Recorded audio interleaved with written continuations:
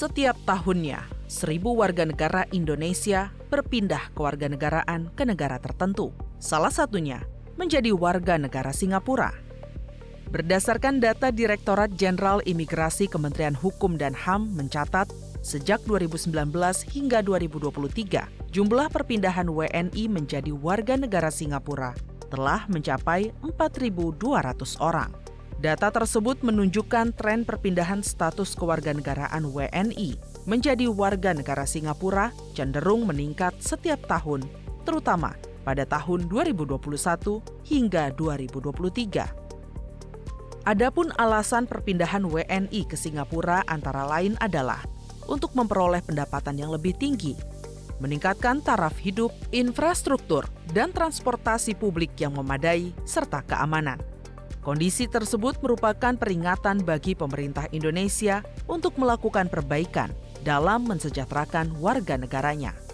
DPR RI menilai, pemerintah harus mampu memperbaiki kebutuhan publik dan memberikan layanan yang optimal, baik itu dari ketersediaan lapangan kerja, sistem pengupahan, pendidikan yang berkualitas, serta jaminan hidup yang layak.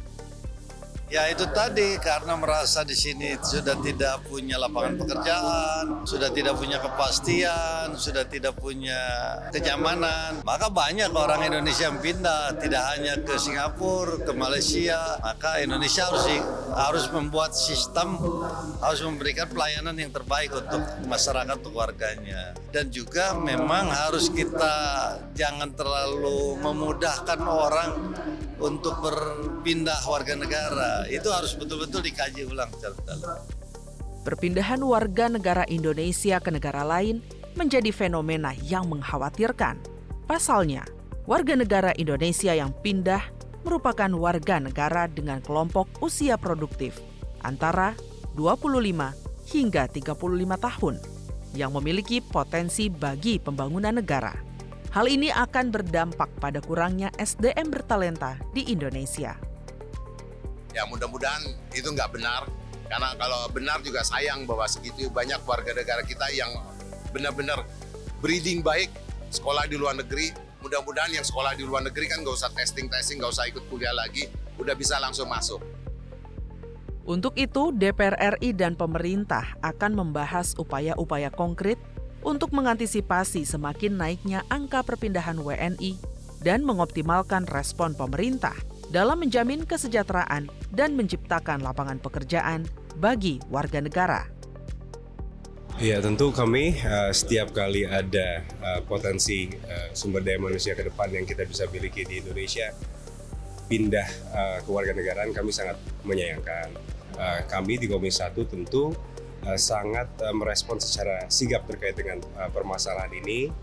Ini memang mungkin dalam beberapa bulan terakhir menjadi masukan yang sangat berarti untuk Komisi 1. Apakah ada upaya-upaya dari Kementerian Luar Negeri yang selama ini bisa dilakukan, perlu dioptimalkan.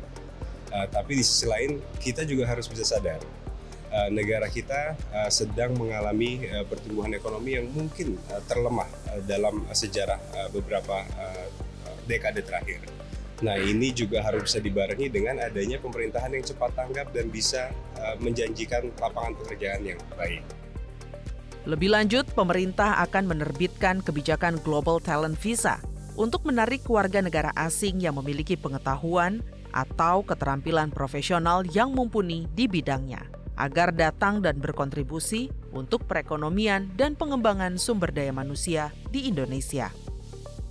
Hal tersebut merupakan respon akibat banyaknya WNI yang beralih status kewarganegaraan.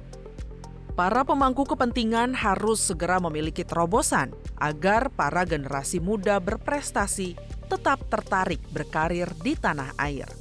Salah satunya dengan meningkatkan upah minimum di Indonesia dan perbaikan pada skema beasiswa yang dibarengi dengan regulasi ketat, sehingga SDM-SDM unggul dalam negeri dapat berkontribusi dan memberikan manfaat bagi kemajuan negara.